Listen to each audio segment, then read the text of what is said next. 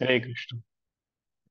तो श्रीमद् भागवत हम पढ़ रहे थे पिछले कुछ दिनों से। और पहला स्कंद का पहला अध्याय पूरा पढ़ लिया था। दूसरा अध्याय चल रहा था। तो दूसरा अध्याय के पहले 7 श्लोक पढ़ लिए थे। अभी 8वें श्लोक से हम आगे पढ़ेंगे। तो पहले अध्याय का नाम था मुनियों की जिज्ञासा। तो नैमिषारण्य एक जगह का नाम है, जहाँ पर 60,000 ऋषि, शौनक आदि ऋषि के द्वारा लीड करते हुए बहुत सारे ऋषि एकत्रित हुए। और वो चर्चा कर रहे थे कि कैसे कलयुग के जीवों का उद्धार हो, परम कल्याण कैसे हो, इस तरह वो विचार कर रहे थे, चिंतन कर रहे थे। और चिंतन करते करते फिर उन्होंने सुत गोस्वामी, उनके बीच में एक जो वरिष्ठ थे, उनको वक्ता के रूप में उनका सिलेक्ट किया, उनका महिमा वर्णन किया, उनके बहुत सारे गुण थे।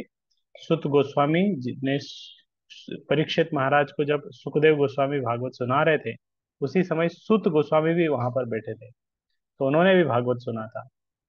तो ये शौनक आदि ऋषियों ने फिर सुत गोस्वामी से बहुत सारे प्रश्न पूछे, कुछ प्रश्न किए इनके मन में जो जिज्ञासाएं थी। और सुत गोस्वामी उन प्रश्नों के उत्तर दे रहे हैं। ये छठे अध्याय से, दूसरे दूसरे अध्याय से हमने पढ़े। तो सुत गोस्वामी ने प्रश्नों के उत्तर देने से पहले मंगलाचरण किया। उनके गुरु कौन है? सुखदेव गोस्वामी, उनका स्मरण किया। और उनके आशीर्वाद के साथ उन्होंने प्रश्नों का उत्तर देना शुरू किया। तो प्रश्नों के उत्तर चल रहे हैं। प्रश्न थे पिछले अध्याय में। तो पहले एक प्रश्न था, धर्म से संबंधित व्यक्ति को क्या करना चाहिए, परम कल्याण के लिए क्या करना चाहिए। तो इससे पहले उसके उत्तर में उन्होंने बताया कि व्यक्ति को वही कार्य करना चाहिए जिससे भगवान के प्रति उसका प्रेम बढ़े, इससे उसका परम कल्याण होगा, भक्ति से परम कल्याण होगा। तो उसी से संबंधित कुछ ये श्लोक है। दूसरा अध्याय जो प्रथम दूसरे स्कंद का है, प्रथम स्कंद का दूसरा अध्याय से बहुत अच्छे अच्छे श्लोक है। तो वो सारे श्लोक आ जाएंगे। तो ये श्लोक से हम शुरू करते हैं। धर्म स्वनुष्ठित पुंसाम विश्वक्सेन कथासु यह न उत्पादयेत यदि रतिम श्रम एव ही केवलम। मनुष्य द्वारा अपने पद के अनुसार संपन्न की गई वृत्तियां यदि भगवान के संदेश के प्रति आकर्षण उत्पन्न न कर सके तो वे निरी व्यर्थ का श्रम होती है। तो हम जो कुछ कार्य कर रहे हैं जीवन में, अपनी वृत्ति के अनुसार, प्रोफेशन है जो कुछ है, वो करने से अगर भगवान के प्रति उत्पन्न आकर्षण नहीं बढ़ रहा है, तो वो केवल एक लेबर है। मनुष्य के जीवन के प्रति विभिन्न अवधारणाओं के अनुसार वृत्तियां भी भिन्न भिन्न होती है। निपट भौतिकतावादी के लिए जो स्थूल शरीर से परे कुछ भी नहीं देख पाता, इंद्रियों से परे कुछ भी नहीं है, अतः उसकी वृत्तियां संकेंद्रित और विस्तारित स्वार्थ तक ही सीमित रहती है। यह संकेंद्रित स्वार्थ अपने ही शरीर के चारों ओर केंद्रित है। संकेंद्रित मतलब सेल्फ सेंटर्ड, स्वार्थ मतलब सेल्फ सेल्फनेस, अपने ही शरीर के चारों ओर केंद्रित रहता है। सामान्य रूप से यह निम्न पशुओं में देखा जाता है। विस्तारित स्वार्थ मानव समाज में दिखता है, और यह परिवार, समाज, समुदाय, राष्ट्र तथा विश्व के दृष्टिकोण से शारीरिक सुख के इर्द गिर्द होता है। एक होता है संकेतित स्वार्थ, मतलब खुद का स्वार्थ। तो जनरली ये पशुओं के अंदर दिखता है। एक पशु अपने स्वार्थ के बारे में ही सोचता है हमेशा।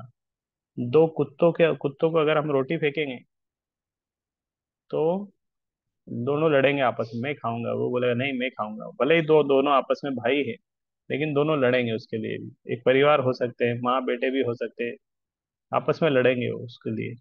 उनके अंदर संकेंद्रित स्वार्थ है, अपने आप को स्वार्थ केंद्र में रखते हैं। पशु के अंदर ये है। वो ज्यादा सोचते नहीं है कि चलो ये इसके लिए भी रखता हूँ, इसके लिए मिल बांट के खाएंगे चलो। ऐसा पशु के अंदर उस तरह का भाव नहीं आता है। तो लेकिन मनुष्य के अंदर रहता है विस्तारित स्वार्थ।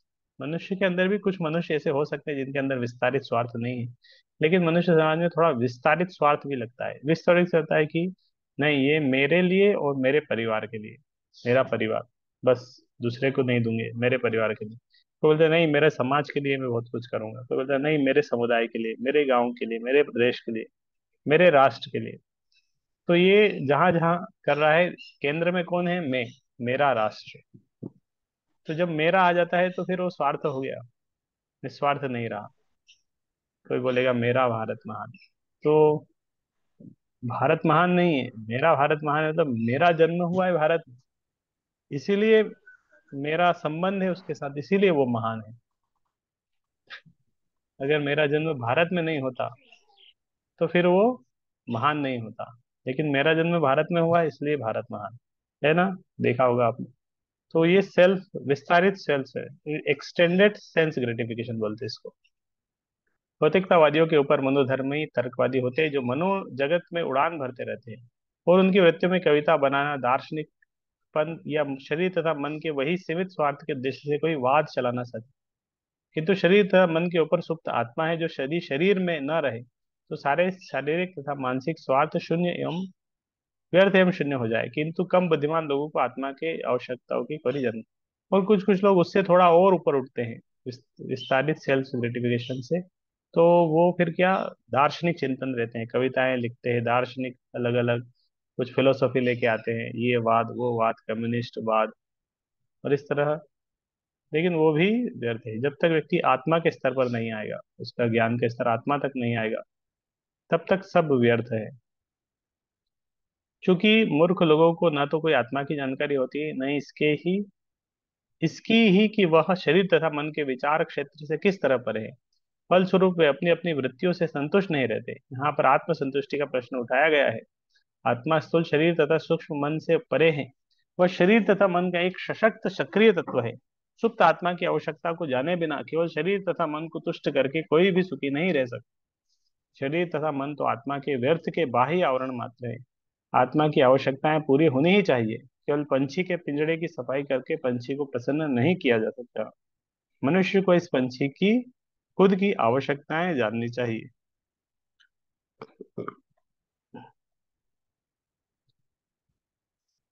तो पंछी और पिंजड़ा, तो पिंजरे की सफाई करेंगे, पंछी को खाना नहीं देंगे तो क्या व्यर्थ समय जाएगा, पंछी मरेगा, उसको कष्ट होगा शरीर के अंदर। तो महत्वपूर्ण चीज क्या है, पंछी को खाना देना। पंछी के लिए पिंजड़ा है। तो मनुष्य को इस पंछी की खुद की आवश्यकता जानना चाहिए। तो हम पंछी है, ये शरीर पिंजरा है। तो पंछी क्या है, आत्मा है। सुप्त आत्मा की आवश्यकता को जाने, आत्मा की आवश्यकताओं को जाना चाहिए, उसको नरिशमेंट देना चाहिए। नष्ट प्रायेश अवदृश, इस तरह भागवत पढ़ने से शरीर को पोषण, आत्मा को पोषण मिलता है। भगवान के नाम को जप करने से आत्मा को पोषण मिलता है। तो हमें आत्मा, आत्मा को भी पोषण देना चाहिए, आत्मा के बारे में भी चिंतन करना चाहिए। आत्मा की आवश्यकताएं पूरी होनी ही चाहिए। तो शरीर पिंजरा है, आत्मा पंछी है। तो आत्मा को हमें भोजन देना चाहिए। आत्मा की आवश्यकता यह है कि वह भौतिक बंधन के संकुचित क्षेत्र से बाहर निकलना चाहता है। वह पूर्ण स्वतंत्रता की अपनी इच्छा को पूरी करना चाहता है। वह इस विशालतर ब्रह्मांड की आच्छादित दीवालों के बाहर जाना चाहता है। वह स्वतंत्र प्रकाश तथा आत्मा का दर्शन करना चाहता है। उसे पूरी स्वतंत्रता तब प्राप्त होती है जब वह पूर्ण आत्मा भगवान को मिलता है। प्रत्येक प्राणी में ईश्वर के प्रति प्रसुप्त स्नेह रहता है। तो आत्मा स्वतंत्र होना चाहता है। और यहाँ पे एक स्पेशल बात है, प्रत्येक प्राणी में ईश्वर के प्रति सुसुप्त स्नेह रहता है। आध्यात्मिक जीवन का प्राकट्य स्थूल शरीर तथा मन के माध्यम से, तो हर जितने भी प्राणी हैं सबके हृदय में भगवान के प्रति प्रेम है। सारे जीव, जितने भी जीव हैं, सबके हृदय में प्रसुप्त स्नेह है भगवान के प्रति। और उसी को क्या बोलते हैं, सूक्ष्म पदार्थ के प्रति विकृत प्रेम के रूप में होता है। तो ये जो प्रसुप्त प्रेम है, किसी और के रूप में, किसी और को हम प्रेम करते हुए वो विकृत रूप में वो होता है। अतः हमें उन वृत्तियों में लगना होता है जिससे हमारी देवी चेतना जागे। इसलिए हमें ऐसा कार्य करना चाहिए जिससे भगवान के प्रति हमारा जो प्रेम है वो बढ़े। भगवान के प्रति प्रेम कम हो, ऐसा कार्य नहीं करना चाहिए। और ये प्रेम सब सब जीवों के अंदर, कोई पशु पक्षी है उसके हृदय में भी भगवान के लिए प्रति प्रेम है। लेकिन समस्या होता है कि वो उस प्रेम को जागृत नहीं कर सकता। मनुष्य के पास स्पेशल वो होता है कि वो जागृत कर सकता है। जिस तरह एक जिस तरह मनुष्य को हम चलना सिखा सकते हैं ना। एक मनुष्य जब छोटा बच्चा होता है उसको चलना सिखाने का प्रयास करते वो चलना सीख जाता है, पैरों के ऊपर चलना सीख जाता है। क्योंकि उसके अंदर वो प्रवणता है। लेकिन कुत्ते को चलना सिखाएंगे दो पैरों के ऊपर मनुष्य की तरह, नहीं चलेगा, वो चार पे ही चलेगा।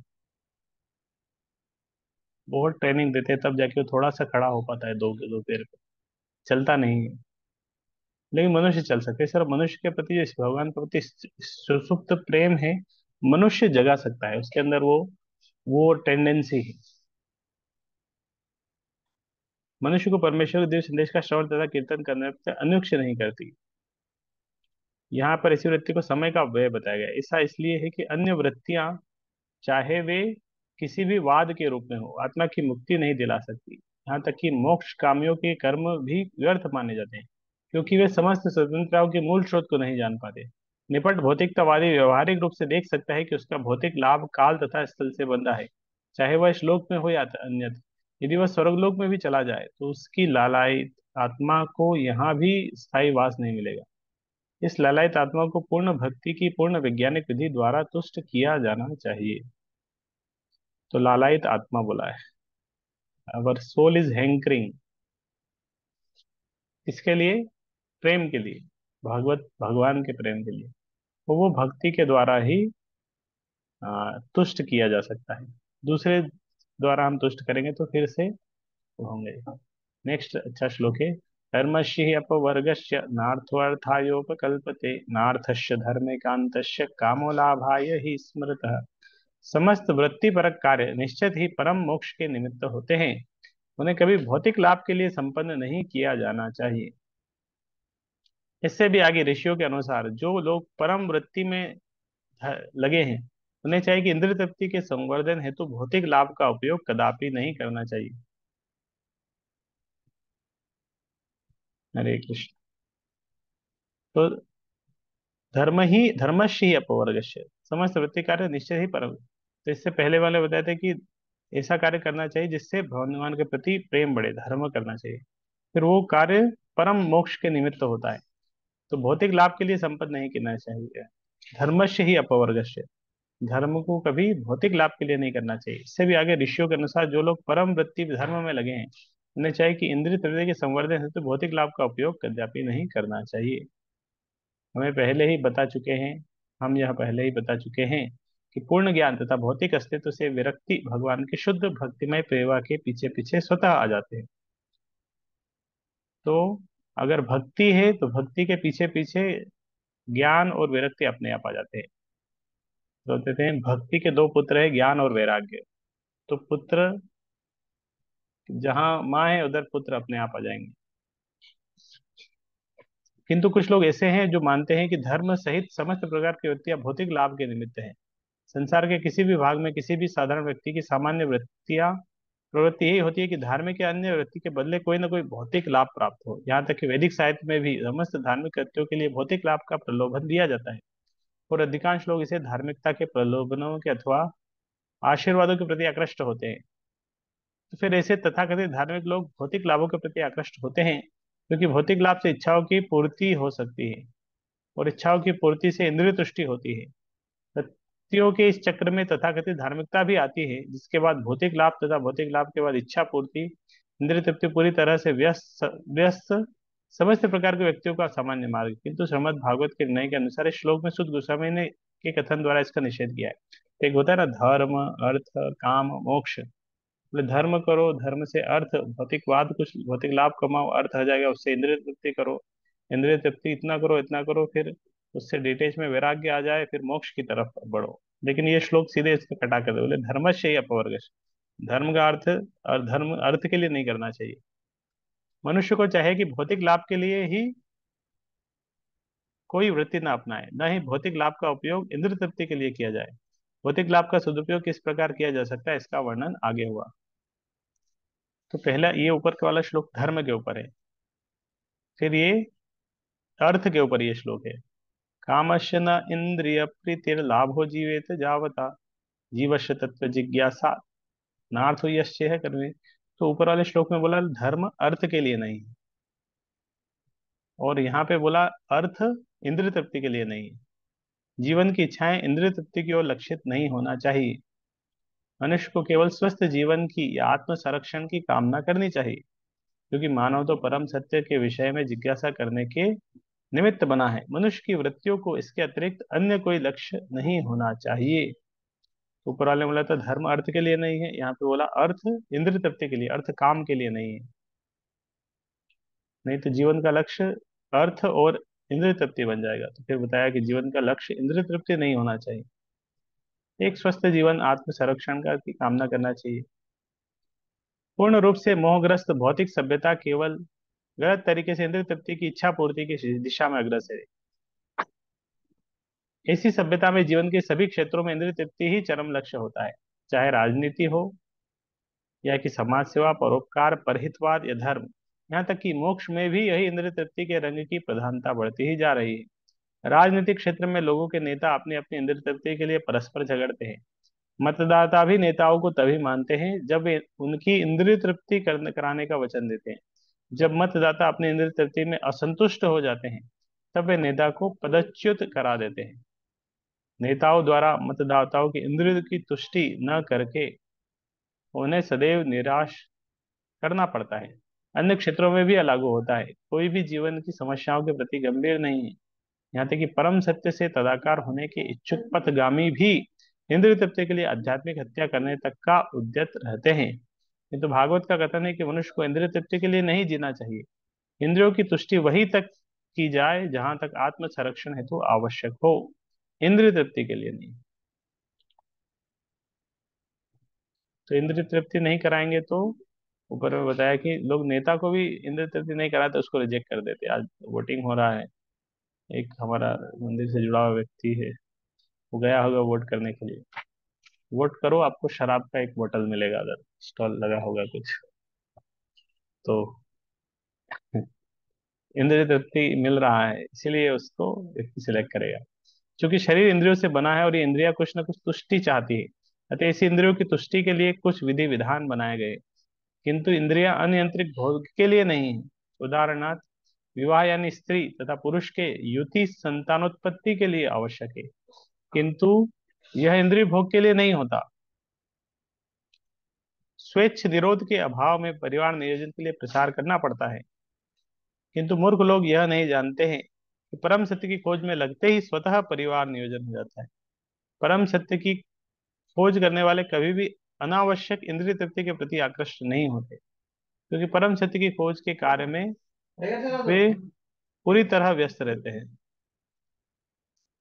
तो पूरी तरह वो कार्य में व्यस्त रहते हैं। हरे कृष्ण दादू, बोलो हरे कृष्ण। तो हमारे दिख रहे होंगे आपको, ये पांडुपुत्र प्रभु है, रोज 64 माला करते हैं और भगवान के नाम का जप करते हैं, दिन भर सेवा करते हैं और भगवान के नाम का जप करते हैं। तो प्रभुपाद और आप सबकी कृपा से बोल रहे हैं कि ये सब होता है।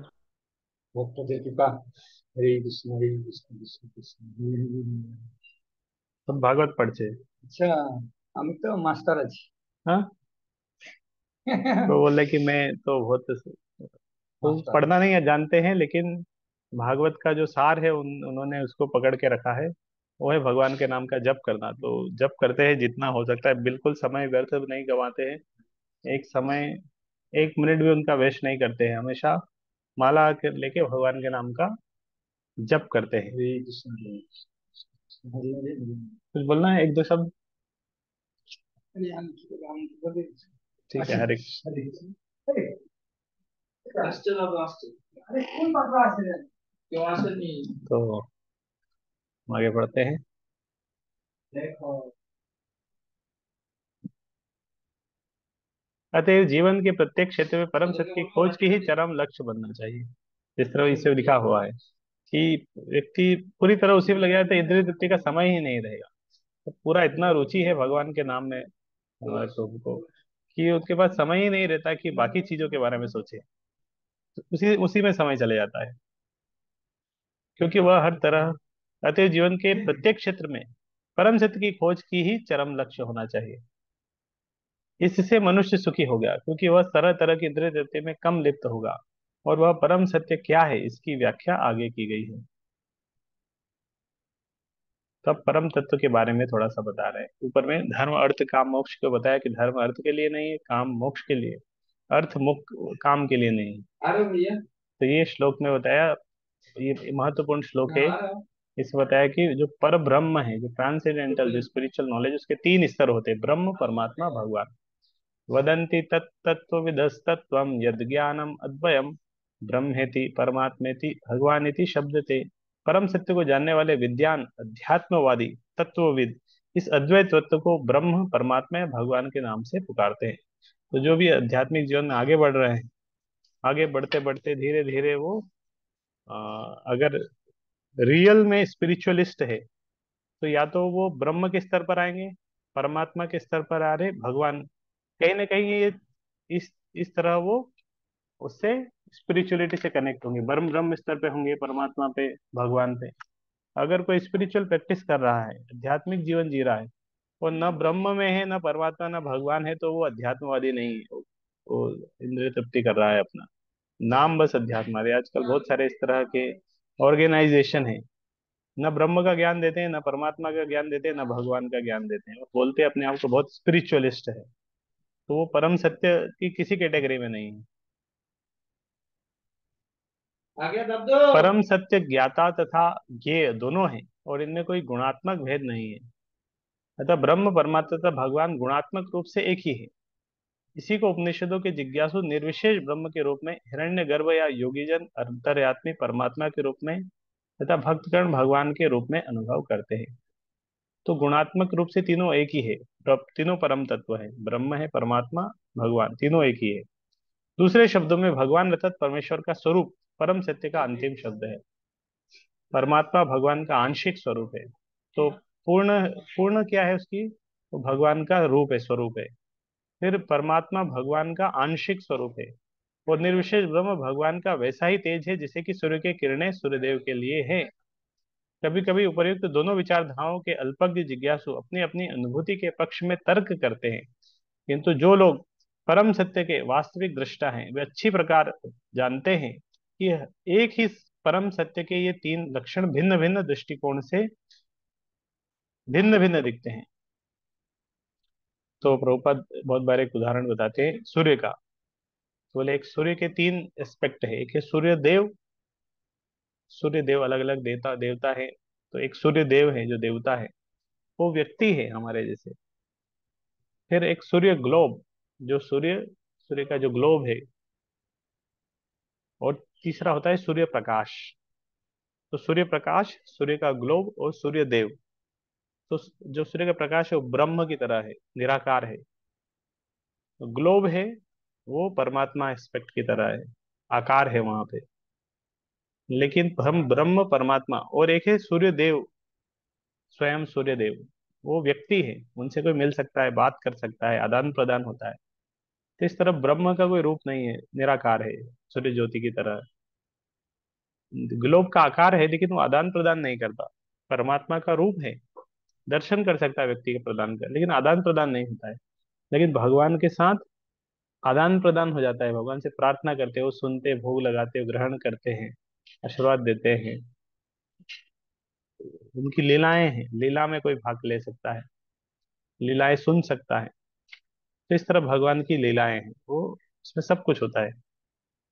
वो तीनों रहता है भगवान में, ब्रह्म परमात्मा। ब्रह्म में केवल ब्रह्म है, परमात्मा जो फीचर है उसके अंदर ब्रह्म भी है, परमात्मा भी है। फिर भगवान फीचर के अंदर ब्रह्म, परमात्मा, भगवान तीनों एक्सपेक्ट रहते हैं। और बताते हैं भगवान बोलते हैं सच्चिदानंद। तो जो सत है वो केवल ब्रह्म के अंदर सत है, इटर्नल है, वो सनातन है। परमात्मा के अंदर सत और चित दोनों है, full of eternity, full of knowledge. सत चित एस्पेक्ट दोनों है। लेकिन भगवान के अंदर सत चित और आनंद, फुलनेस है, कंप्लीट फीचर है। सच्चिदानंद रूपाय। जैसा कि भागवत के प्रथम अध्याय के प्रथम श्लोक में कहा गया, परम सत्य परम पूर्ण सर्वज्ञ सापेक्षता के मोह के सर्वथा मुक्त है। इस सापेक्ष जगत में ज्ञाता ज्ञेय से भिन्न होता है, किंतु परम सत्य में ज्ञाता तथा ज्ञेय एक ही होते हैं। तो परम सत्य के लिए ज्ञाता तथा ज्ञेय एक ही है। सापेक्ष जगत में ज्ञाता जीवत आत्मा या पराशक्ति है, जबकि ग्रह निष्क्रिय पदार्थ या अपरा शक्ति के रूप में होता है। अतः यह परा तथा अपरा शक्ति का द्वैत किंतु सापेक्ष जगत में ज्ञाता तथा ज्ञान दोनों एक ही पराशक्ति के होते हैं।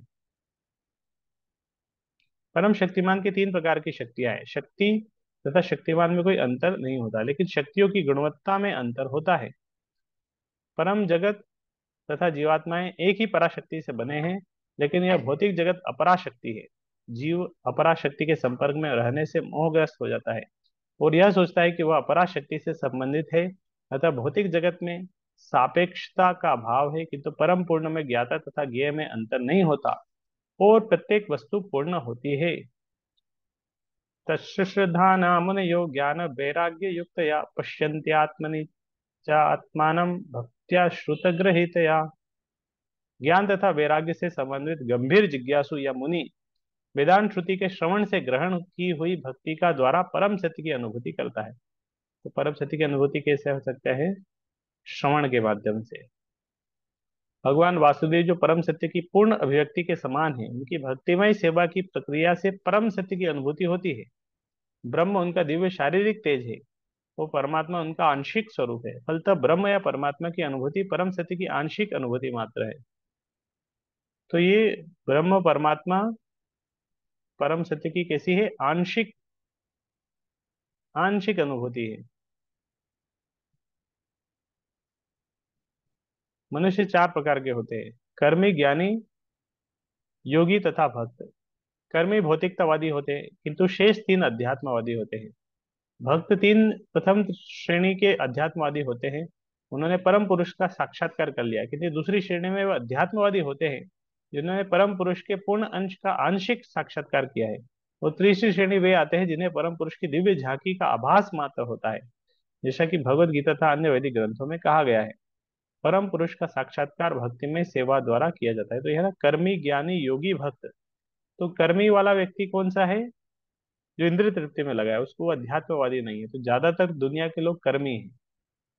फिर ज्ञानी के स्तर पर आता है, ज्ञानी के स्तर से उसका आध्यात्मिक जीवन शुरू होता है, लेकिन वो भगवान को क्या मानता है? ब्रह्म मानता है, निराकार मानता है। तो बहुत सारे लोग इस तरह भगवान को निराकार मानते हैं। बहुत सारे धर्म है, सब निराकारवादी है। फिर कुछ लोग अष्टांग योग योगी के स्तर पर आते हैं, भगवान का ध्यान लगाते हैं। अष्टांग योग यम, नियम, आसन, प्राणायाम, प्रत्याहार, ध्यान, धारणा, समाधि, इस तरह योगिक प्रक्रिया का पालन करते हैं। तो वो भगवान को हृदय में दर्शन कर पाते हैं। ज्ञानी तो बोला था नहीं भगवान निराकार है, योगी बोला नहीं निराकार नहीं है, उनका आकार है।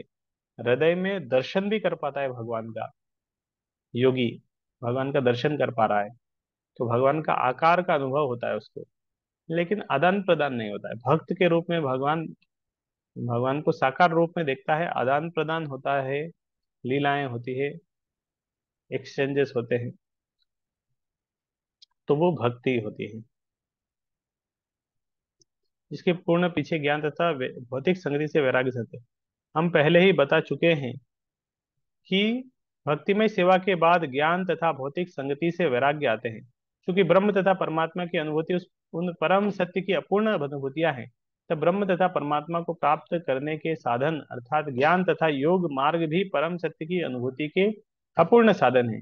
भक्ति ही एकमात्र पूर्ण विधि है जिससे गंभीर जिज्ञासु को परम सत्य की अनुभूति हो सकती है, क्योंकि भक्ति की नींव पूर्ण ज्ञान तथा भौतिक संग से वैराग्य के ऊपर खड़ी होती है और वेदांत श्रुति के अनुसार वेदांत श्रुति के श्रवण द्वारा सुदृढ़ होती है। अतः अतः ऐसा नहीं है कि भक्ति अल्पज्ञ अध्यात्मवादियों के निमित्त होती है।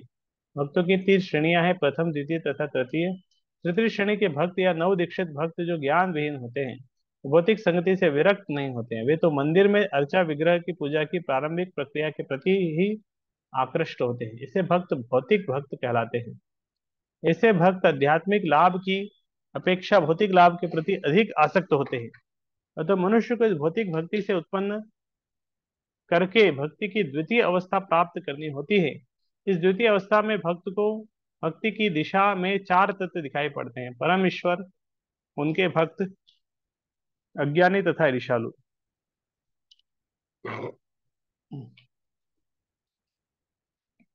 तो दूसरा अवस्था है जब भक्ति में व्यक्ति आगे बढ़ता है तो भगवान को समझ पाता है। भक्त अज्ञानी ईर्ष्यालु सबको समझ पाता है कि ये भगवान है, ये भक्त है, ये अज्ञानी व्यक्ति है, ये ईर्ष्यालु व्यक्ति है। भक्त मनुष्य को कम से कम इस द्वितीय श्रेणी के भक्त की अवस्था तक उठना चाहिए, जिससे वो परम सत्य को जानने के का पात्र बन सके। तो तृतीय श्रेणी के भक्त को भक्ति संबंधी अनुदेश भागवत के प्रमाणिक स्रोतों से प्राप्त करने होते हैं। पहले श्रेणी का भागवत सुस्थापित भक्त है, दूसरा है भागवतम जो ईश्वर का संदेश है। तो तृतीय श्रेणी के भक्त जो भक्ति के उपदेशों को शिक्षा देने के लिए किसी सच्चे भक्त के पास जाना होता है। भक्त की श्रेणी है, first class devotee, second class devotee, third class devotee. तो प्रथम स्तर के भक्त होते हैं, उनको प्राकृत भक्त बोलते हैं। तो भक्त होते नहीं, लेकिन अपने आप को बहुत भक्त समझते हैं कि अरे हम बहुत अच्छे बड़े भक्त हैं। जो भक्ति के नए नए स्तर पर होता है, वो अपने आप को बड़ा भक्त समझता है। वो भक्त होता नहीं है, लेकिन वो समझता है हम बहुत बड़े भक्त हैं। वो प्रथम स्तर नहीं, तृतीय तीसरे लेवल का भक्त होता है। वो अपने आप को बड़ा भक्त समझता है, बाकी को समझता है ये सब छोटे हैं। शुरू शुरू में भक्ति में कोई आता है अपने आप को बहुत अच्छा भक्त समझता है कि अरे मैं बहुत बड़ा भक्त हूँ, ये सब तो नए हैं। लेकिन जैसे जैसे भक्ति में आगे बढ़ता है उसको लगता है कि अरे मेरे अंदर तो कोई भक्ति के गुण ही नहीं है, ये सब अच्छे भक्त हैं। तो जब वो दूसरों को अप्रिशिएट कर पाता है, समझ पाता है कि नहीं ये सब भी भक्त हैं, इनके अंदर भक्ति के गुण हैं, ये भगवान है, ये भक्त है, ये भक्ति भक्त ईर्ष्यालु व्यक्ति है, तो दूसरे श्रेणी पे आता है। वो फर्स्ट क्लास डिवोटी होता है। वो कभी ये नहीं सोचता है कि मैं बहुत बड़ा भक्त हूँ। उसको हमेशा लगता है कि अरे मैं भक्ति में मैं भक्त ही नहीं बन पाया। उसका ये मनोभाव होता है। बाकी सब भगवान के भक्त हैं, तो सबको वो भगवान के भक्त के रूप में देखता है। पहले श्रेणी का भागवत सुस्थापित भक्त है और दूसरा है भागवतम जो ईश्वर का संदेश है। तो तृतीय श्रेणी के भक्त को भक्ति के उपदेशों की शिक्षा लेने के लिए किसी सच्चे भक्त के पास जाना होता है। ऐसा भक्त कोई व्यवसायी व्यक्ति नहीं होता जो भागवत का प्रचार समझकर अपनी जीविका कमाता हो। ऐसे भक्त को सुत गोस्वामी की तरह सुखदेव गोस्वामी का प्रतिनिधि होना चाहिए और उसे समस्त जनता के चतुर्दिक कल्याण के लिए भक्ति उपासना पद्धति का उपदेश करना चाहिए। नव जिज्ञासी भक्त को प्रामाणिक व्यक्तियों से सुनने में तनिक भी रुचि नहीं रहती। ऐसा नव जिज्ञासु भक्त अपनी इंद्रिय तृप्ति के हेतु किसी व्यावसायिक व्यक्ति से सुनने का दिखावा करता है। इस प्रकार के श्रवण तथा कीर्तन से सारा मामला गड़बड़ा गया है। तो इस दोषपूर्ण विधि के प्रति अत्यंत सतर्क रहने की आवश्यकता है। भगवत गीता या श्रीमद् भागवत में निहित भगवान के दिव्य संदेश निसंदेह दिव्य विषय है, परंतु ऐसा होते हुए भी उन्हें किसी व्यावसायिक व्यक्ति से ग्रहण नहीं करना चाहिए, क्योंकि वर उन्हें किसी प्रकार दूषित कर देता है, जिस प्रकार सर्प अपनी जीभ के स्पर्श मात्र से दूध को विषाक्त कर देता है। अतएव निष्ठावान भक्त को चाहिए कि वह अपनी उन्नति के लिए उपनिषद वेदांत जैसे वैदिक साहित्य को तथा पूर्ववर्ती आचार्यों तथा गोस्वामियों द्वारा छोड़े गए अन्य साहित्य को सुने। ऐसे साहित्य का श्रवण किए बिना मनुष्य सच्ची उन्नति नहीं कर सकता। बिना श्रवण किए तथा आदेशों का पालन किए बिना भक्ति का प्रदर्शन निरर्थक है और यह भक्ति के पथ में अवरोध जैसा है। अतएव जब तक श्रुति स्मृति पुराण या पंचरात्र प्रमाणों जैसे सिद्धांतों पर भक्ति स्थापित न हो, तब तक भक्ति के लिए इसे प्रदर्शन को तत्काल त्याज्य समझना चाहिए। किसी अनाधिकृत भक्त को कभी भी शुद्ध भक्त की मान्यता नहीं दी जानी चाहिए। वैदिक साहित्य से ऐसे संदेशों को आत्मसात करके अपने भीतर अंतर्यामी परमात्मा को निरंतर देखा जा सकता है, यह समाधि कहलाती है। तो भक्ति हमें किसके माध्यम से, भक्तों के माध्यम से ही भक्ति का तत्व समझ में आता है, भक्ति का सार समझ में आता है। कोई बाहर का व्यक्ति जो प्रोफेशनल है, भागवत सुना रहा है, पैसा ले रहा है, तो भक्त की बिना भक्ति के मनोभाव से अगर कोई भक्ति का प्रचार कर रहा है, तो वो अ, वास्तविकता से किसी को वो नहीं कर पाएगा। वो बहुत कथा कर देगा प्रोफेशनली, वो हर जगह दुनिया में रोज कथा कर रहा होगा, लेकिन उसकी कथा से कोई भक्त नहीं बनेगा। तो कथा से भक्त नहीं बन रहा है क्योंकि वो कथा प्रोफेशनली कर रहा है, कथा का मनोभाव नहीं है। सुखदेव गोस्वामी, सुत गोस्वामी, वो तो भक्ति के भाव से कथा कर रहे थे। तो इसीलिए भक्ति के भाव से जब इस तरह शुद्ध भाव से जब भगवान की कथा हम किसी को सुनाते हैं या कुछ पढ़ता है श्रवण करता है, तो उसे आ, भक्ति मिलती है। सब व्यक्ति भक्ति बनते हैं। हे हे द्विजश्रेष्ठ, अतः पुण्य द्विजश्रेष्ठ वर्णाश्रम विभागशः स्व अनुष्ठित धर्मस्य संसिद्धिर्हरितोषणम। तो बस ये एक दो श्लोक और पढ़ के एंड कर देंगे। अतः हे द्विजश्रेष्ठ, निष्कर्ष यह निकला है कि वर्णाश्रम धर्म के अनुसार अपने कर्तव्यों को पूरा करने से जो परम सिद्धि प्राप्त हो सकती है वह है भगवान को प्रसन्न करना। तो वर्णाश्रम का सार भी क्या है? वो भगवान को प्रसन्न करना है। सारे विश्व भर में मानव समाज में चार वर्णों, चार आश्रमों में विभक्त किया है। चार वर्ण है: बुद्धिमान वर्ग, योद्धा वर्ग, उत्पादन वर्ग तथा श्रमिक वर्ग। ये वर्ण अपने कर्म तथा गुण के अनुसार विभाजित किए गए हैं, जन्म के अनुसार नहीं। तो ब्राह्मण, क्षत्रिय, वैश्य, शूद्र, ये चारों के बारे में बताया।